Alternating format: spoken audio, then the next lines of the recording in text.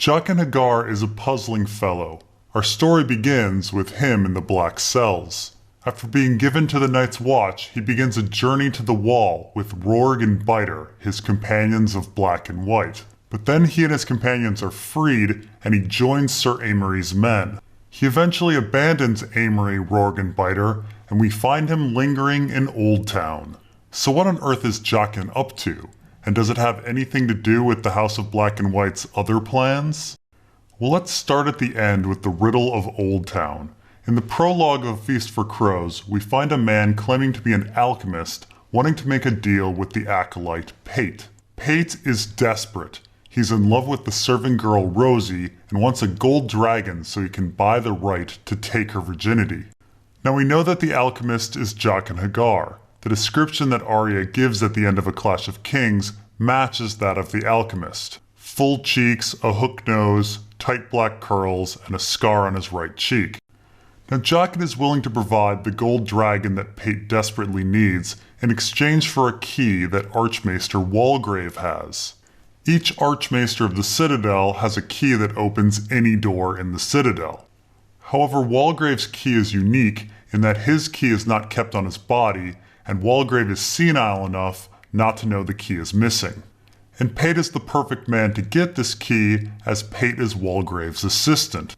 Now all of this information about the Citadel, Walgrave, his key, and Pate is incredibly detailed. Jaqen must know generally how the Citadel functions. He must know that Walgrave's key was not on his body, and he must know that Walgrave is senile. He must know of Pate's love for Rosie, and know his feelings of desperation. The amount of spying necessary to gain all of this information is pretty immense. In fact, there's evidence that Jaqen went even further with his scheming. Rosie is 15 years old and supposedly just had her first period. That's awfully late. And Rosie is the one that introduced Jaqen to Pate, meaning Jaqen approached Rosie first. It seems quite likely that Rosie's first flowering is a lie and her flirting with Pate is feigned. Considering the Quillen Tankard doubles as a brothel, I'm going to assume that these serving women are used to lying to men. So it seems likely that Jaqen paid Rosie to flirt with Pate, lie about her maidenhead, and establish a need for Pate to get a gold dragon. Then Jaqen had Rosie introduce Pate to him so he could offer him the needed money. Jaqen has gone through a lot of trouble. In fact, it's so much trouble that it's puzzling why Jaqen just didn't steal the key himself. However, the key only seems to be part of Jaqen's plan. Jaqen gives Pate a poisoned gold dragon, which Pate bites, and Pate dies. Killing Pate seems to be something that Jaqen planned from the beginning. After all, Rosie's price was a gold dragon, and people bite gold coins to check if they're real. Of course, if Jaqen's mission were just about theft, there's little reason to actually kill Pate. So there must be something more.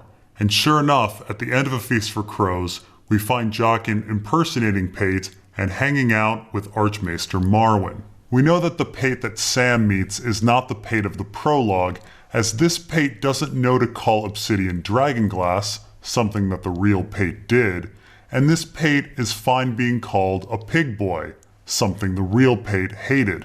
So I would say there are 4 big mysteries with regard to Jaqen in Old Town. Number 1. What was Jaqen trying to obtain with Walgrave's key? Number 2. Now that he's got Walgrave's key, why is he still in Old Town? Why hasn't he taken whatever's been locked up? Number 3. Why was Jaqen spending time with Marwyn? And number 4. How did he get to spend time with Marwyn?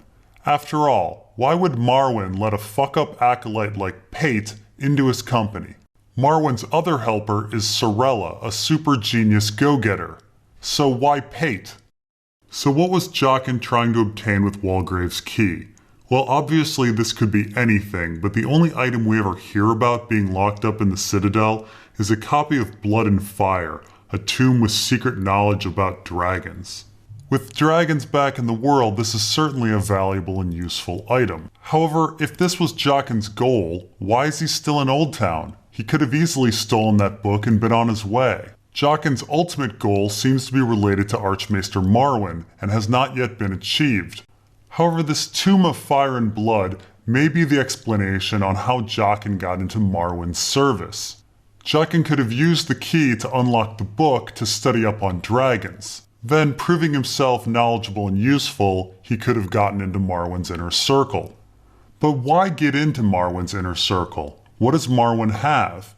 Clearly it wasn't for Marwen himself, as Jaqen didn't care too much when Marwen ran off to Slaver's Bay. No, it seemed to be for something that Marwen possessed, and the obviously valuable thing that Marwen possesses is a working glass candle.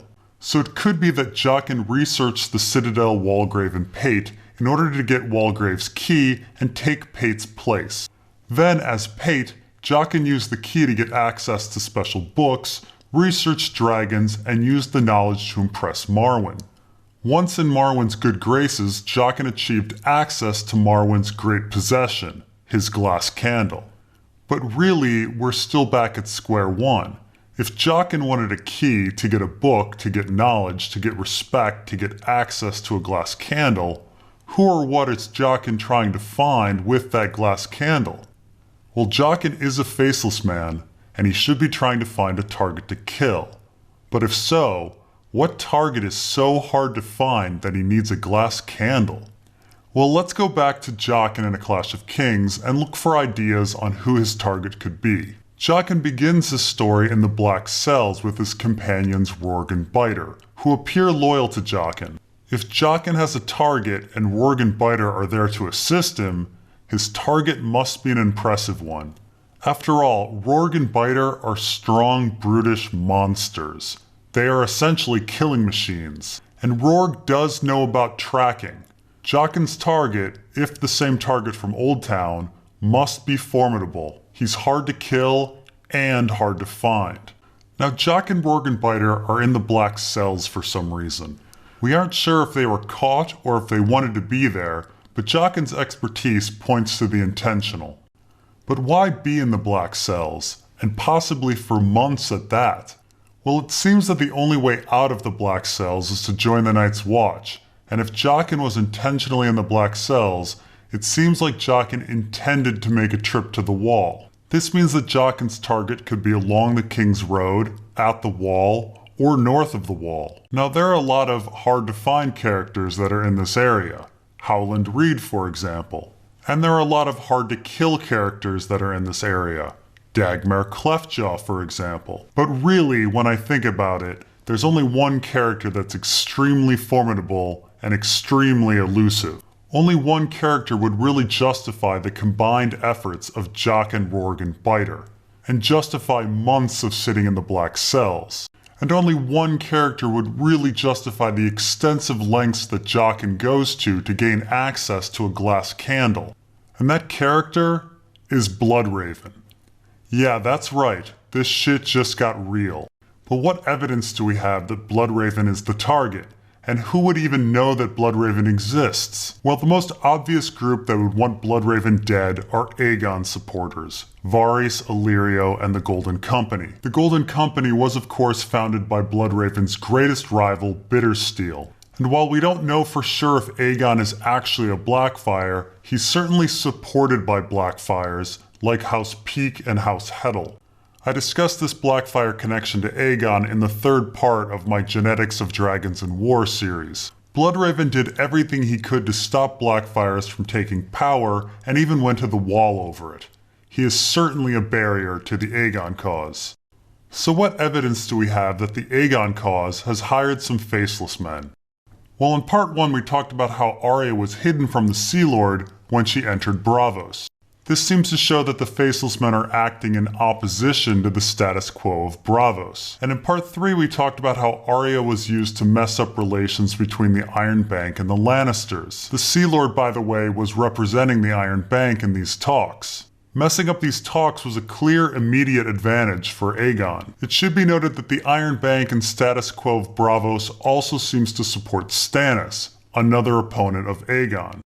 Another clue that the Aegon cause has hired the Faceless Men is payment. Jaqen shows up in Old Town with a gold dragon that is a Targaryen three-headed dragon on one side and a king that Pate did not know on the other.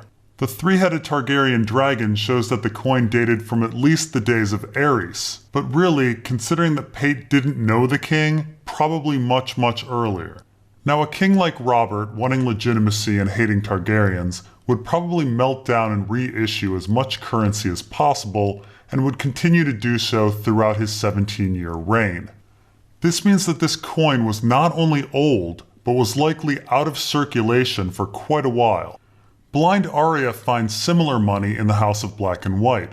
A young man comes in and kills himself carrying 4 dragons. Arya rubs one of the coins and, like Pate with his dragon, cannot determine which king is on its face. Keep in mind, differentiating coins is one of the first things they teach Arya when she becomes blind, so the fact that she's stumped is rather telling. The coin is worn, so we know the king on the front is neither Tommen nor Joffrey. And differentiating Aerys from Robert should be easy, as a Robert coin would have a 1-headed dragon on the back, and an Aerys coin would have a 3-headed dragon on the back. We don't know who this king is, but he likely predates the reign of Aerys. Like with Pate, this is likely old, uncirculated money.